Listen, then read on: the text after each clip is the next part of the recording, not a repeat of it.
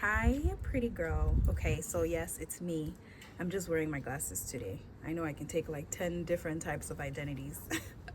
It's still me. So in this video, I wanted to take you through a little bit of the transformation that I have experienced being on this hair journey for about a year. So I want you to see just how things have changed, how things have evolved for the better when it comes to my hair, when it comes to my mindset, my finances, even the environment. Because who would have thought that I would be more conscious about where my synthetic hair goes after I am done with it. If synthetic braiding hair really is just a type of plastic fiber and we're encouraged to recycle our plastics, I have not been recycling my synthetic hair. Is it even possible to recycle synthetic hair? I hope that this recap also encourages you to join the movement, to start your own transformation journey. 2026 is right around the corner, so feel free to start now or wait until January and kick things off. But I honestly would love for you to be on this one with me. So without further ado, without further blabbing,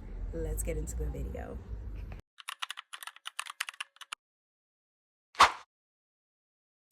People at least that I've known for a really long time have not really seen me with my natural hair. The people I work with, hell no. The last time I had my natural hair out for more than a week, 2 hairstyles before this one. That's a problem. Can I do it proudly for the next week if I were challenged? I probably have to work my way there. Yeah, it's a little drastic for me. So yeah, our protective styles used to protect my hair or hide my hair. This is an easy one for me, unfortunately. I've just been tucking it away, doing the absolute bare minimum. I can always put it up in braids and I won't have to worry about it for the next 4 or 5 weeks. My hair breaks a lot. And this is another thing that makes me hate my natural hair, because I have to deal with this. But then it's interesting because why is it that natural hair is something that we need to be dealing with? How can I hijack my mentality from this is something I have to deal with every day? Can you imagine? Oh my god. To I just have to take care of my hair. So we've lived through generations of unconscious reinforcement that black hair, black skin, black culture isn't as desirable. Even at work, there are these unspoken expectations, compliments that come to you when your hair looks a certain way, or to see that they're not there when your hair looks another certain way. Hi, so today we're going to be talking about something that affects you and I both, and it is endocrine disrupting chemicals, specifically in synthetic braiding hair. When you go out to purchase your synthetic braiding hair, to do your box braids, to do your boho braids, to do your Senegalese braids, and you look at the packaging, I just recently realized that these do not have an ingredients label. So apparently the FDA does not require companies to disclose chemicals in braiding hair. So our outres, our kanekalons. And so for something that stays on your scalp and stays on your skin for days and even weeks at a time, this lack of transparency gets a little troubling, because not only do we not know what is in these chemicals unless we actively go out and search, which the average person a lot of times wouldn't even do, but we've seen a trend of people actually reporting that they're having adverse reactions to the hair, to the braiding hair, but haven't really for a long time been able to pinpoint that it actually is the hair, until maybe they've heard someone else talk about it and they say, oh my god, I can totally relate. But then I had this weird experience where I took down my braids one time just to let my scalp breathe, and I did it for a little longer than usual, and then it felt like the healthiest my scalp had ever felt. No pain, bumps, scabs, irritation, no hair loss. And I just became really curious about the possible correlation of that with chemicals in synthetic hair. And boy, when I did my research, did I find some things out. PET, PVC, chemicals that are used to enhance hair color and texture and provide durability for the synthetic hair, have also been linked to allergies, endocrine disruptions, and reproductive health issues. According to the Environmental Working Group, over 60% of beauty products marketed to Black women contain potentially harmful chemicals. 80% of hair products tested contain endocrine disrupting chemicals linked to hormone imbalances, infertility issues, and even cancers. Black women, you and I, spend 9 times more on hair products annually compared to non-Black women. yet we are disproportionately exposed to harmful ingredients. Let's add a little bit more to the crazy. So Black-owned businesses own a very small percentage of market share in the ethnic beauty space. So not only do we spend the most, but we represent the least. And in 2025, one of my main goals is to keep my hair done.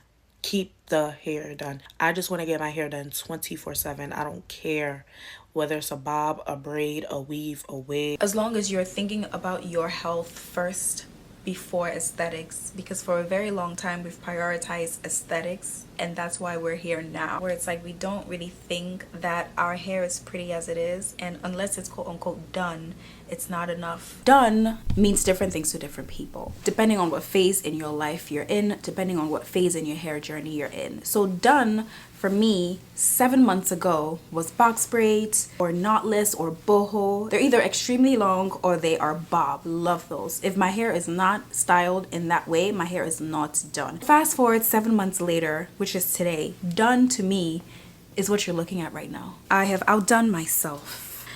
The girlies were like, if you are trying to grow your hair and you're at a point where you just want to be able to style it without adding extensions, and your scalp burns anyway when you add extensions, if it's not burning, it's itchy. If it's not itchy, it's flaky. Why not just style your own natural hair? I think I have unlocked a new level of hair dysmorphia.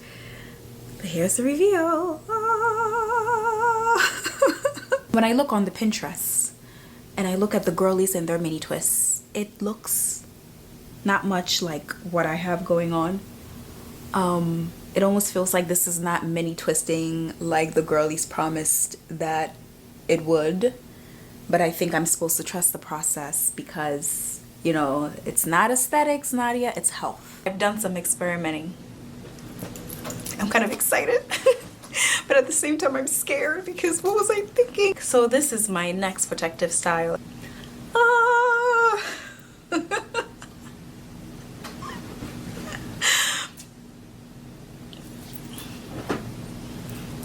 You guys, I told my friend, I was like, whatever you do, leave me some edges because I know that I have a 4 head on me. I'm sorry. I know that I have a 5 head on me, and God forbid I don't have edges to, like, you know what I mean? Wow. No extensions, no extensions. And this is how short my hair is. And I just don't know, is this a protective style or is this not a protective style? I don't know. I guess we're gonna find out in about 2 weeks. Oh my gosh. Exposure therapy is tough.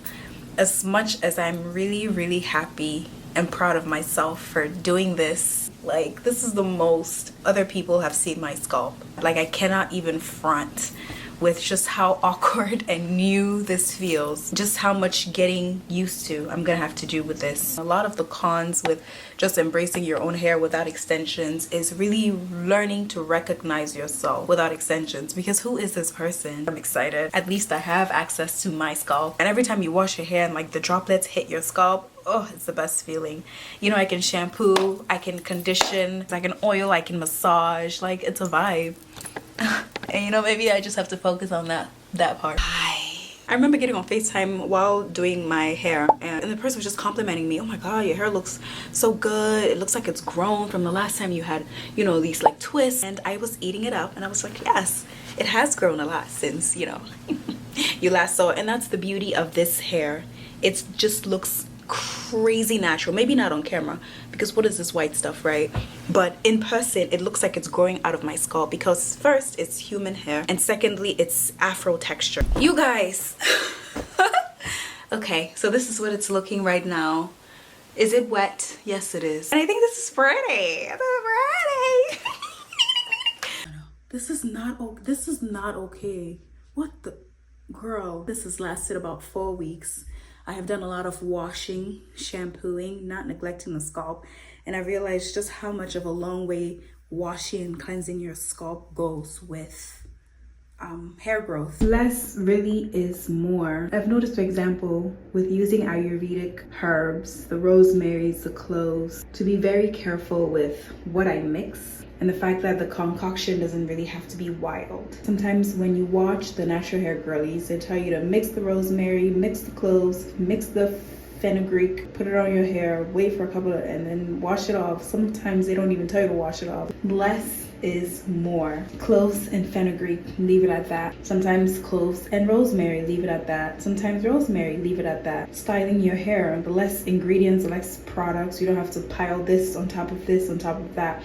I realized my hair, my scalp would get itchy real quick. I've been rocking my hair as a fro for the longest, I think for like 2 weeks now. And every single day that I rock my hair as a fro, of course I'm manipulating it somehow. I've started to see my hair coming out, like it's starting to break off. And I am thinking that it is time to put it away. I don't know. And we're gonna do that with Bantu knots. Okay, you guys, so we did it. We went to church in the Bantus. I don't even know if you can see it. Can you see it? Or no? They're so cute. My edges are sweated off. And if not Bantu, then something else that really gets you a little bit out of your comfort zone, but still says like, this is who I am authentically. You get me? And it's so freeing. Like, I'm not thinking about my hair. I'm not thinking about the tracks that might be showing. I'm not thinking about how hot it is. Yes, natural hair is hard. Let's not even come to a point where I'm not even gonna pretend. Natural hair might not be hard to somebody else, but to me, natural hair is a piece of work. But I'm also realizing that it's a piece of work because I haven't come to the point where I've learned it, where I've mastered it. Anything that we don't know in the beginning is a little intimidating. Another perspective that I also like to have is that black hair is hard, but maybe it's supposed to be hard. Oh my gosh, how am I going to defend this? Okay, bear with me. Maybe the amount of time and effort that you take to figure out your hair and the love that you apply to your hair, maybe that's the love that you need and that you need to require from the people that are around you, that other people need to give you. Maybe that is God telling us, this is just how much I want you to love yourself. This is how much attention I want you to give, not just to your hair, but to yourself. This is how delicate you are. Hey, you guys, so I think what's next, I'm just excited for growth, whatever that looks like. You know, like I mentioned, maybe it's a big chop, maybe it's not, maybe it's longer hair, maybe it's not, maybe it's thicker strands, maybe they're fine, and that's fine. So just excited to see what's next, to make mistakes and to learn from them. So I hope that you stick around for this journey, and I hope that you start your journey as well. Hopefully this has inspired you or does inspire you in some way, shape, or form, and it might be bigger than hair. So I'll see you around. Okay, so in the spirit of Thanksgiving, I do want to say thank you to all of you who have supported me in one way or the other. You've watched the video, you've clicked the like button, you've subscribed, you've left a kind comment, you've purchased the hair calendar for yourself, but also to support me. Thank you so much.